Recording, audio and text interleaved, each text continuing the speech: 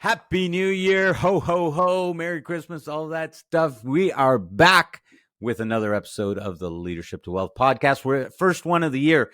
We're going to get into talking about interest rates a little later on in the show, but we're going to look at a couple of charts and talk about housing starts, housing prices, how these things have gone up and down, and what we're seeing movement on, and where the value is if you're looking to purchase in 2024 on this week's episode of the Leadership to Wealth podcast. This chart is showing that by the end of the year, they are predicting that they may be under 4% interest rates. Wonderful, I guess. If you want to look at it that way, you can look at it and go, okay, great, interest rates will come down. It can give a lot of Canadians that option, that opportunity to be able to have some mortgage relief. So if you can hold out for the year until those lower interest rates before having to lock in, absolutely, it sounds great. Even if you can, go from a closed term to an open term and be able to pay the higher rates, because you might pay 8% on a higher rate or 7% on an open term, and buy yourself time to get to those lower interest rates. But what happens if you can't afford it? In which case, you're going to have to lock in at the current higher rates over the next couple of months. Because remember, a lot of people buy homes and lock in those rates in February, March, and April. So if those rates don't go down till later on in the year, you may find yourself not able to jump onto that bandwagon if it really comes down that much. Here's the other piece, guys, and hear me when I say this. For the Bank of Canada to drop interest rates significantly, even down below 4%, it means that something massive has happened in the economy. It has to be preceded by massive job losses, by perhaps war, by other items that, other things, other circumstances that create havoc in our economy. Otherwise, they will hold the key interest rate at or close to what it's at for as long as they can. And I'm sorry if I'm talking really slow, but hear what I'm saying. Unless something heavy occurs, they will keep interest rates where they are for as long as they can. There's no way it goes down below 4% without massive job losses. If the economy stays as it is right now, the rates cannot go down. Cannot go down. They will not. Why would they do that? They're making extra money on these higher rates. Why would they do that? So they're going to hold these interest rates as long as they can until the economy starts to falter. Remember, we don't have an election year this year. They do in the States, but we don't have one until next year. So as a result, there isn't a clear pathway to lowering the interest rates just yet. And so unless, of course, something massive happens in the States and they make some significant drops in the interest rates, in which case we may have to follow. But we are unlikely to follow suit because we are going to want to hold interest rates higher, because our economy right now is red hot, as they call it, with inflation, and we need to curb it as much as we can. That's just a reality. We created the mess. Well, we got to try to clean it up. And so this is what they're doing. There are other measures, but for some reason they're not implementing those measures. And so this is what we're left with. And you and I are out there paying these costs for it. Okay, how do I explain this? For us to understand the jump from the 2020 to 2021, we need to understand nothing really changed except interest rates dropped massively. That was the major change. So the loan, or let me correct that, the monthly payment that you would have had to have paid at 3.5% when it came down to 1.5, you had the same income, but you were now able to afford a larger monthly payment, which gave people the ability to take on more debt.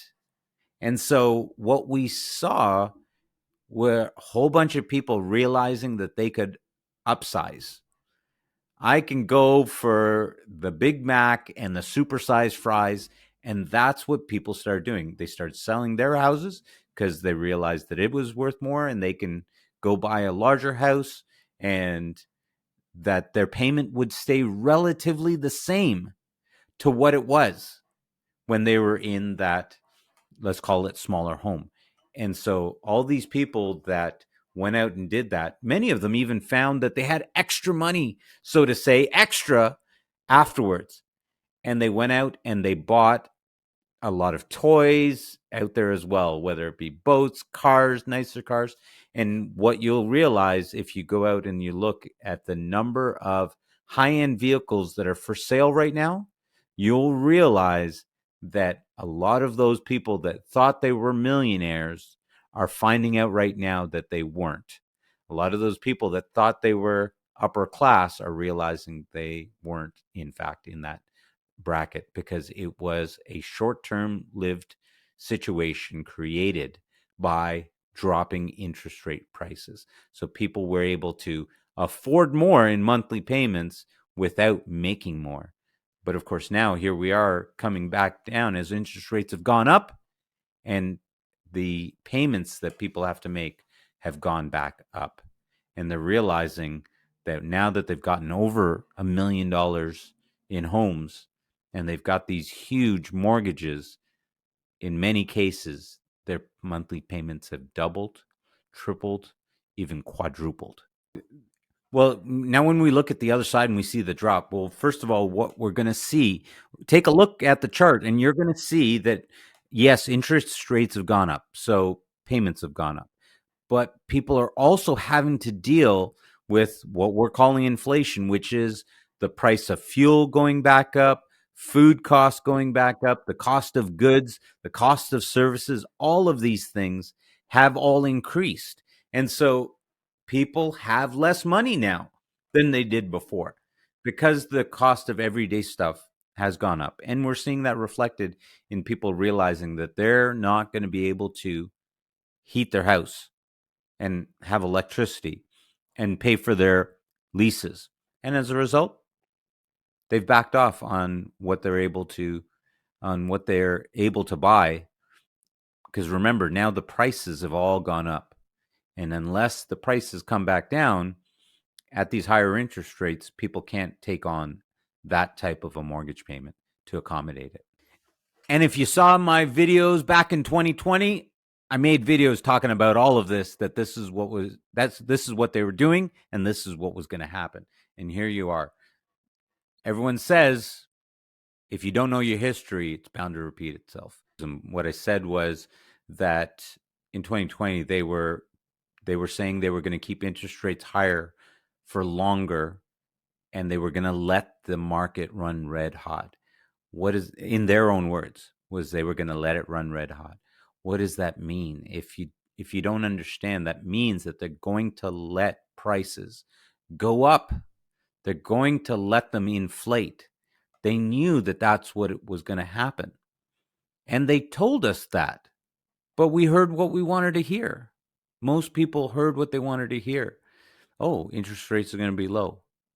Didn't take into account that means that home prices are going to go skyrocketing. Now, anyone that I know that I advised on this topic, they did go out and they purchased income properties and things like that and watched those assets go up in value. And they were able to cover the costs. It needed to be able to cover the costs. If you didn't do that, or if you're in a owner occupied, you're the one that has to cover the costs. And that's unfortunately what we've seen take place. They let it go up, and then when people thought it was going to stay around longer, they flipped the script and their interest rates came up, and everybody that was dancing out in the cold realized they had no chair to sit back down on.